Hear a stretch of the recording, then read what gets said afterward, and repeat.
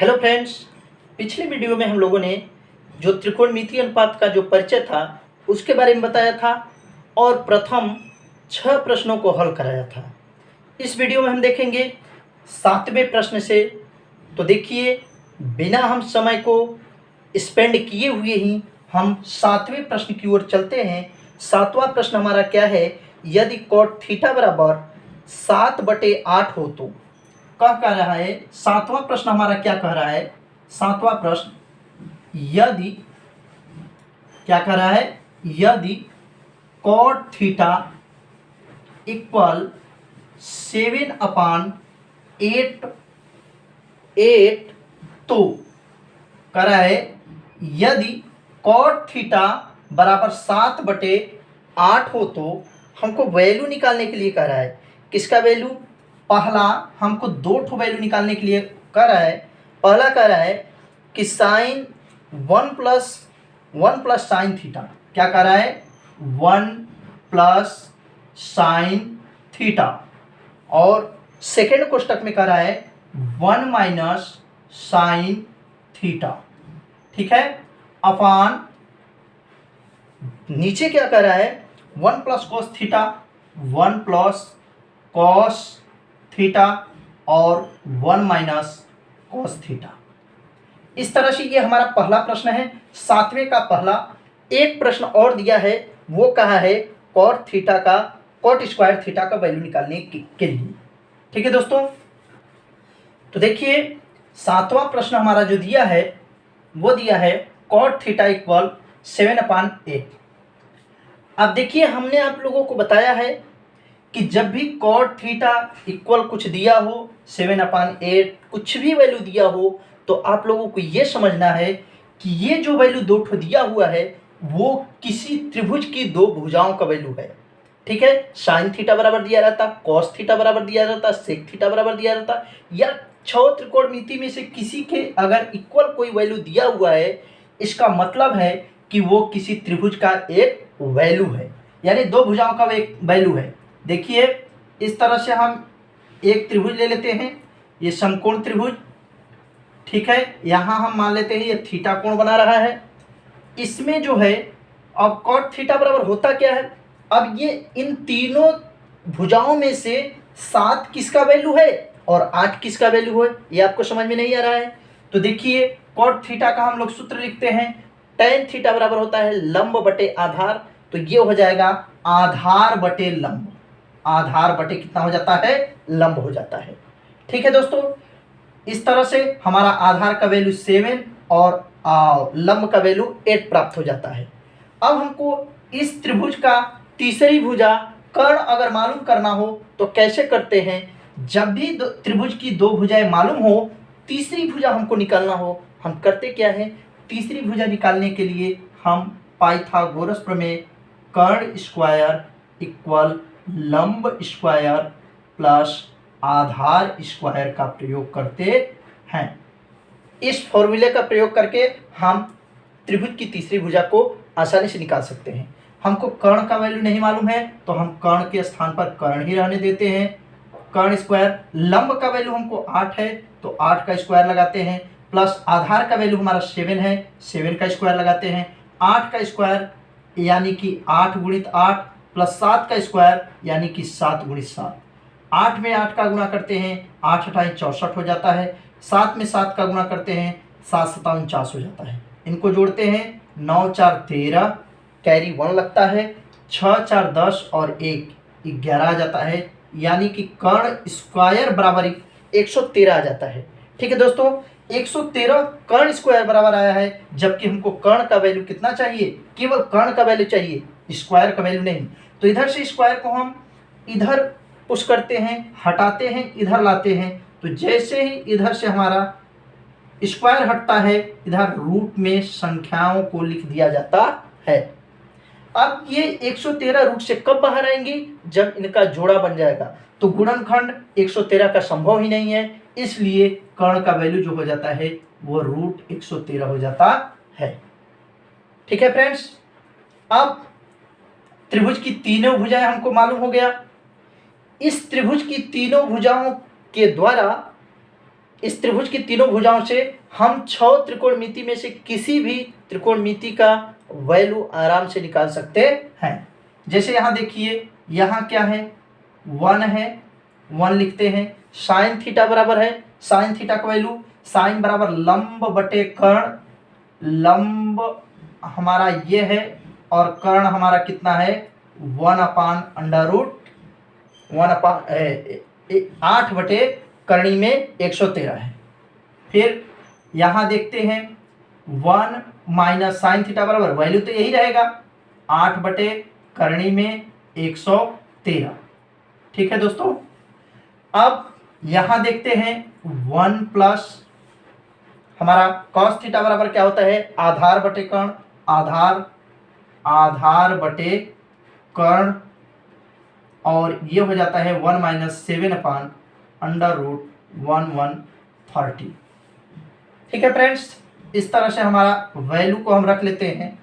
अब देखिए होता क्या है, क्या होगा कि एक कोष्टक में a प्लस बी और एक कोष्टक में a माइनस बी, यहाँ पर भी एक कोष्टक में a प्लस बी और एक कोष्टक में a माइनस बी आया है। तो एक कोष्टक में a प्लस बी, एक कोष्टक में a माइनस बी। सूत्र होता है a square minus B square. a का वैल्यू 1 यानी कि 1 का स्क्वायर माइनस b का वैल्यू 8 बटे अंडर रूट 113 का स्क्वायर, बटे में यहाँ फिर भी वही कर देते हैं, एक कोष्टक में प्लस बी एक कोष्टक में minus B, a square minus 7 बटे करणी में 113 का स्क्वायर, यानी 1 का स्क्वायर 1, 8 टाइम कितना हो जाता है 64 बटे 113, और ये हो जाता है, यहाँ पर भी हमारा हो जाता है 1 बटे 7 सता 49 बटे 113। ठीक है, अब उधर देखिए, हम इधर कर लेते हैं इसको। 113 का गुणा करेंगे, 113 का 1 में गुणा करेंगे, हो जाएगा 113 माइनस 64 बटे 113, ये 113 था अपने स्थान पर है। और देखिए 113 का 1 में गुणा करेंगे तो 113 माइनस 49 बटे 113। अब देख रहे हैं कि दोनों के हर में 113 है, 113 से 113 को काट देते हैं, 113 में से 64 को घटाते हैं। देखिए 64 हम जोड़े थे तो 49 आया था, तो 113 में से 64 को घटाएंगे तो कितना बचेगा हमारा 49 बचेगा, और 113 में से 49 घटाएंगे तो 64 बचेगा। 64 और 49 बटे कितना आ जाता है 64 हमारा वैल्यू आ जाता है। ठीक है दोस्तों, इस तरह से हमारा वैल्यू आसानी से आ जाता है। अब देखिए यह हमारा पहला प्रश्न था। ठीक है, अगर चाहे तो आप इसका स्क्रीनशॉट ले सकते हैं। अब इसका हम दूसरा पार्ट देखते हैं।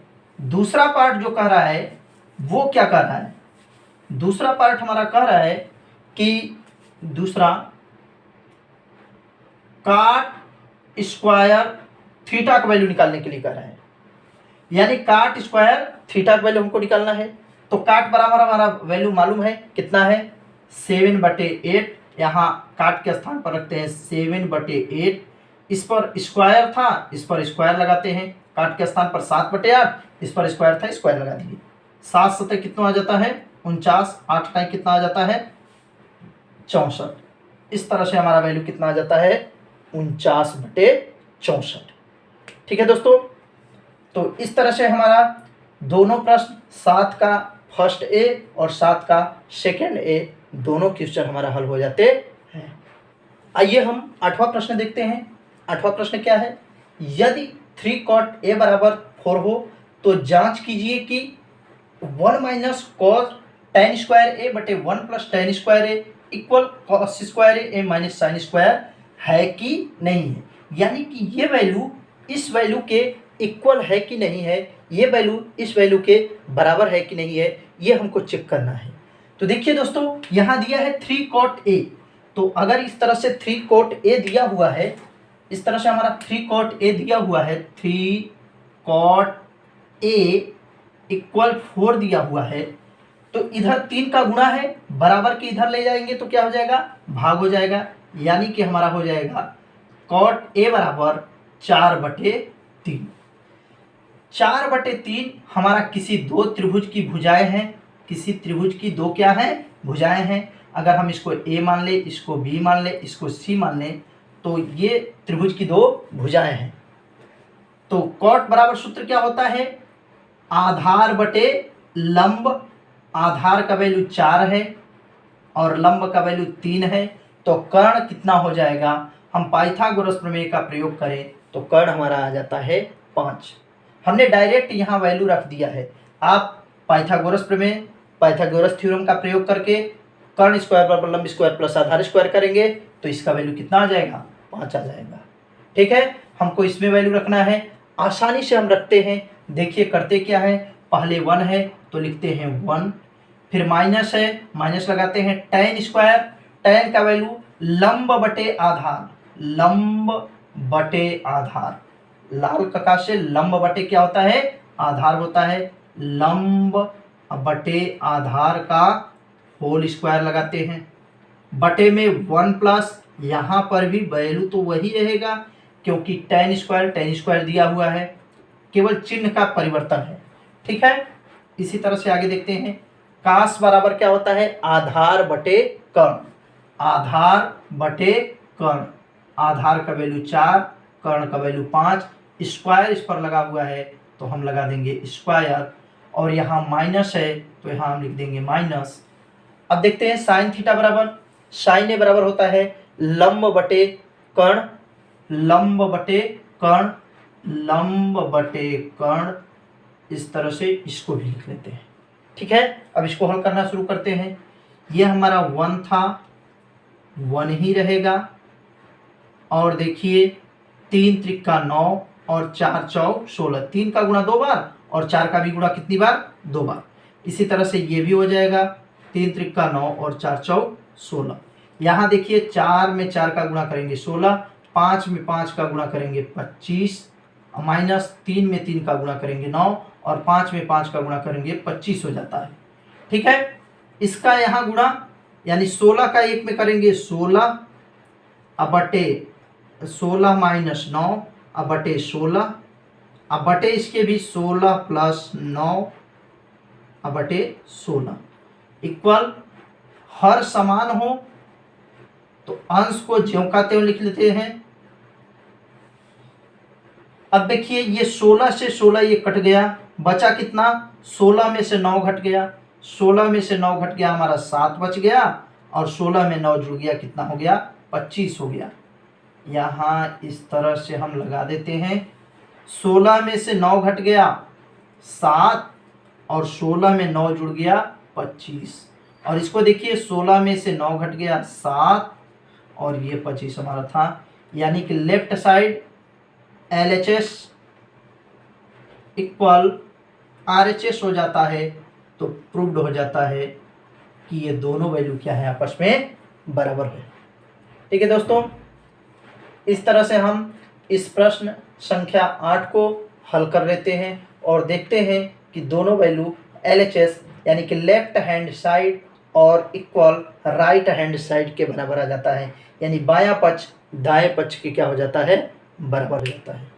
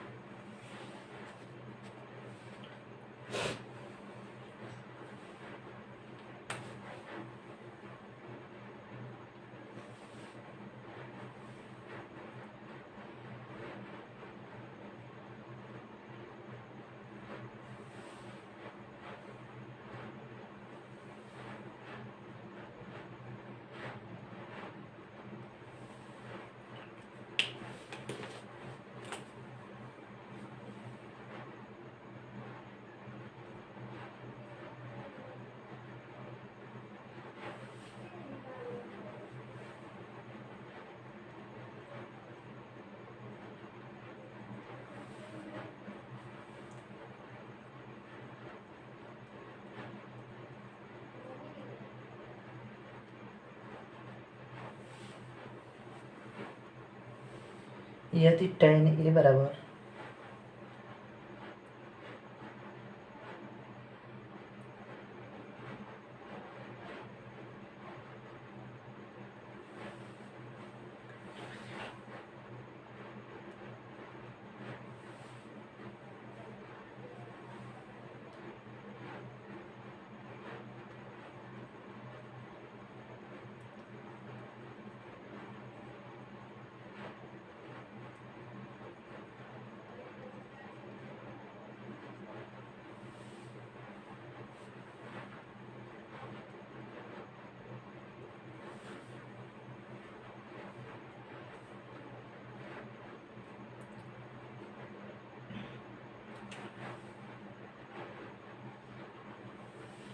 sin A cos C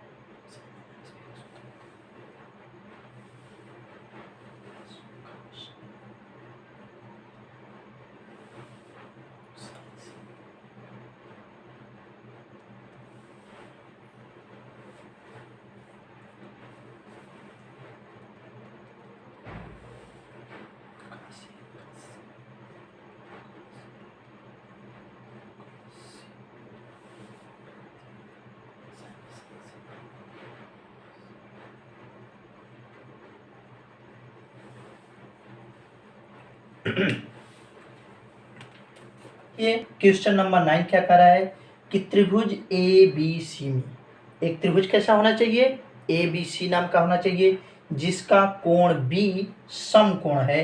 तो यदि tan A बराबर 1/√3 हो तो निम्नलिखित के मान ज्ञात करने हैं। देखिए, एक त्रिभुज दिया हो इस तरह से, एक त्रिभुज जिसका नाम क्या हो, कोण बी समकोण हो। इसने कहा है कि जिसका कोण बी समकोण है, यानी कि ये 90 डिग्री का है।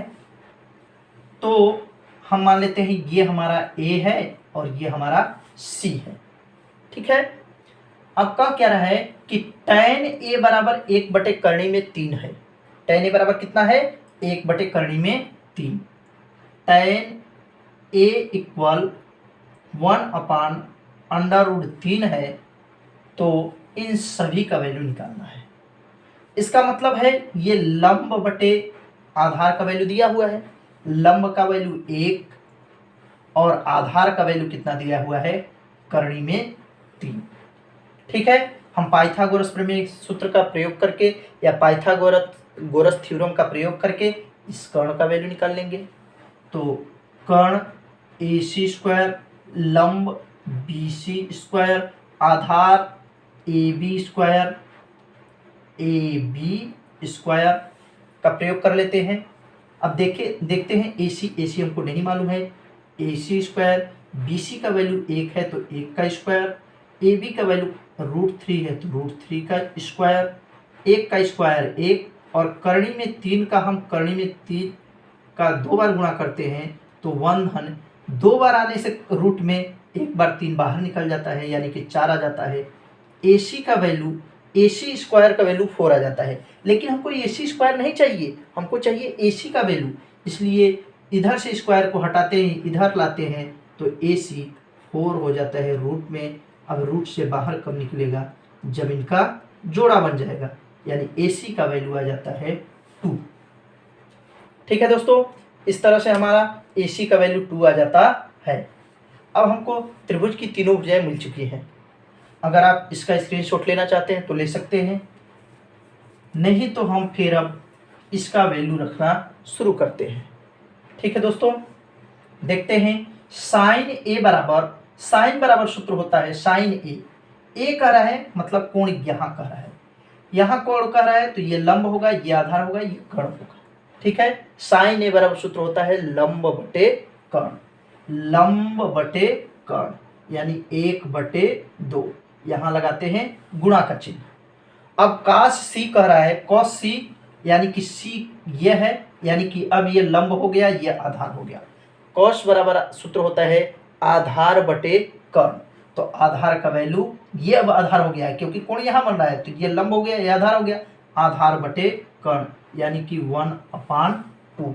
यहाँ प्लस है, प्लस का साइन लगाते हैं। ठीक है, यहाँ देखिए काश ए मतलब यहाँ है कोण, तब तो सब सही है। काश ए बराबर आधार बटे कर्ण, आधार ये कर्ण ये, आधार बटे कर्ण। साइन सी मतलब यहाँ कोण बना, लंब बटे कर्ण, तो लंब भी ये कर्ण भी यही, तो कर्णी में 3/2। ठीक है, अब अंश में अंश का गुणा करते हैं 1, 2 में 2 का गुणा करते हैं 4, प्लस करणी में 3 का, अगर करणी में 3 से गुणा करें तो 1 तो 3 बाहर निकल जाता है, क्योंकि दोनों रूट के अंदर सेम संख्याएं हैं तो 1 तो बाहर निकल आता है, और 2 दूनी हमारा कितना हो जाता है 4। ठीक है दोस्तों, ये हमारा पहला क्वेश्चन था। हर समान है, भिन्नों का जोड़ है, तो हर को उसी तरह से लिख देते हैं। दोनों में 4 था, 4 लिख दिए। अंश को भी हम उसी तरह से लिख लेते हैं, तो ये 3 1 कितना हो जाता है 4 बटे 4, 4 में 4 का भाग करते हैं, कितना आ जाता है 1 आ जाता है।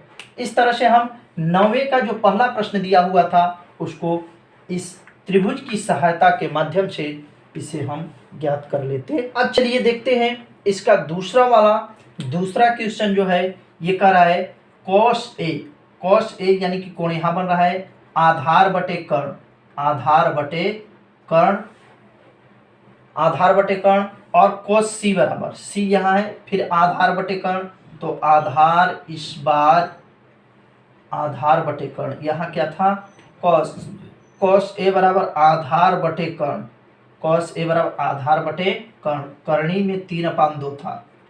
ठीक है, और इसी तरह से आधार बटे कर्ण, अब इस बार आधार ये हो जाएगा, कर्ण हमारा ये हो जाएगा, यानी 1/2 हो जाएगा। यहाँ माइनस है, माइनस लगा देते हैं, इसको कोष्टक में कर लेते हैं। साइन ए बराबर सूत्र होता है लंब बटे कर्ण, लंब बटे कर्ण, और साइन ए बराबर लंब बटे कर्ण, लंब ये हो गया, और कर्ण हमारा यही रहेगा, ठीक है दोस्तों।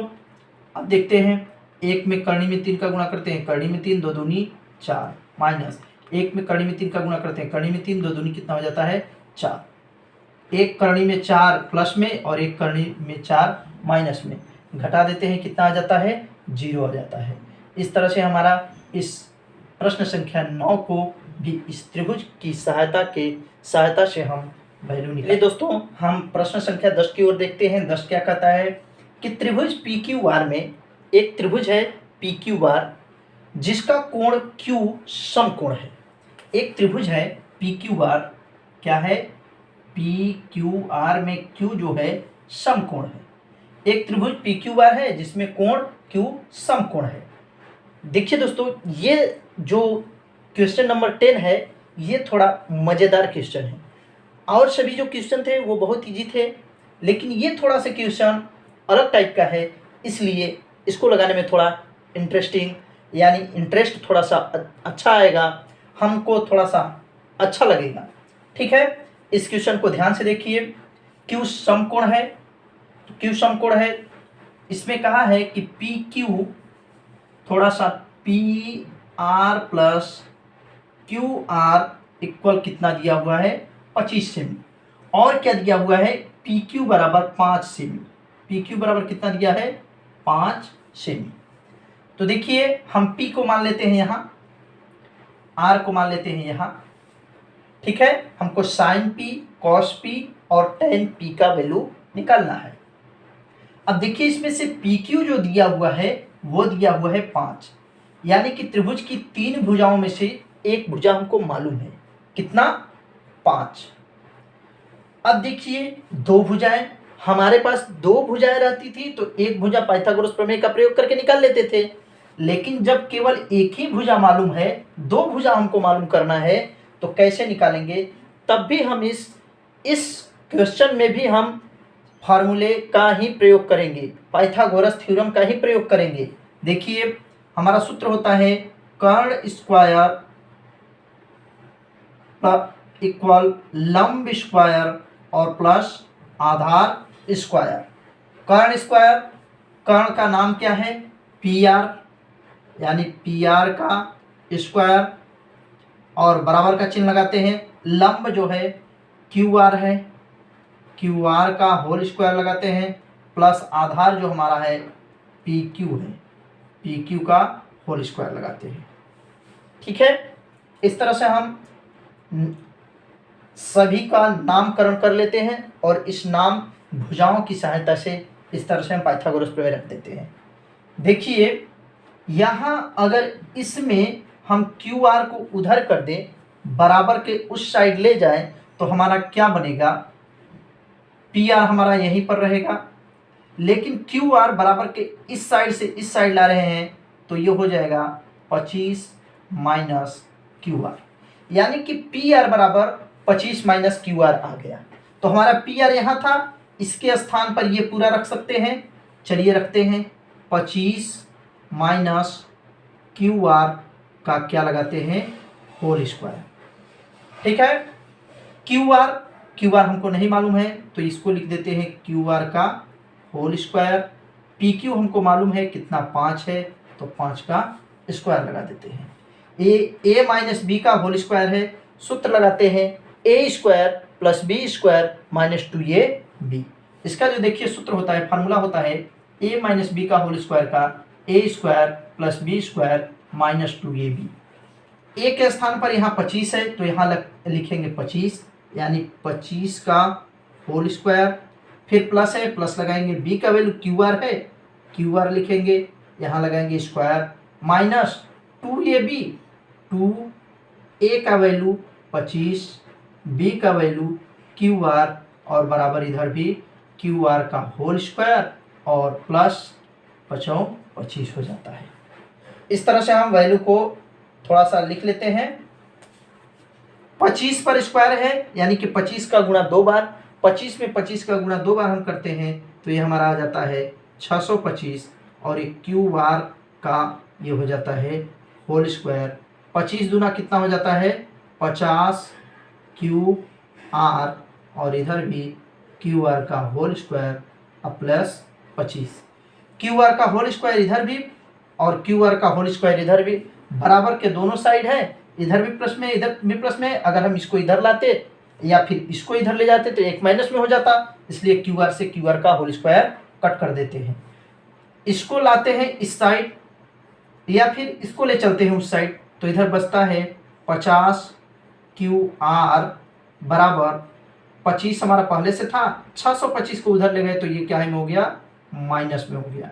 625 में से 25 घट जाएगा, ये हमारा बचेगा माइनस 600, ये माइनस 50 क्यू आर, माइनस इधर भी माइनस इधर भी, 1 0 इधर भी 1 0 इधर भी, 5 इधर ले जाते हैं तो क्यू आर बराबर हो जाता है 60/5, यानी 12 पंचे 60। यह हमारा क्यू आर का वैल्यू आ जाता है। किसका वैल्यू आ जाता है, क्यू आर का। क्यू आर बराबर 12। अब त्रिभुज की हमको 2 भुजा मालूम हो चुकी है। तीसरी भुजा अगर हमको निकालना हो तो कैसे निकालेंगे, तो देखिए तीसरी भुजा हमको निकालने के लिए क्या करना पड़ेगा, यहाँ पी आर हमको निकालने के लिए यहाँ हम वैल्यू रख देते हैं, पी आर बराबर 25 और क्यू आर का वैल्यू हम लोग निकाल चुके हैं 12। 25 में से 12 घटाएंगे कितना बच जाएगा, 13 आ जाएगा। यानी त्रिभुज की अब हमको तीनों भुजाएं मालूम हो चुकी हैं। ठीक है, जब त्रिभुज की तीनों भुजाएं हमको मालूम हो चुकी हैं तो हम करेंगे क्या, हम इसका वैल्यू निकालते हैं, साइन पी कॉस पी और टैन पी का वैल्यू हम निकाल लेते हैं। साइन पी बराबर लंब बटे कर्ण, लंब बटे कर्ण, लंब का वैल्यू 12, कर्ण का वैल्यू 13, कास बराबर आधार बटे कर्ण, आधार का वैल्यू 5, कर्ण का वैल्यू आधार बटे कर्ण 5/13। टैन बराबर लंब बटे आधार, लंब बटे आधार, लंब बटे आधार, लंब 12 आधार 5। इस तरह से हम सभी वैल्यू को इस त्रिभुज की सहायता से निकाल लेते हैं। ठीक है, इस तरह से 10 प्रश्न हमारे इस प्रश्नावली के पूरा हो जाते हैं। 11वें प्रश्न में है सत्य और असत्य।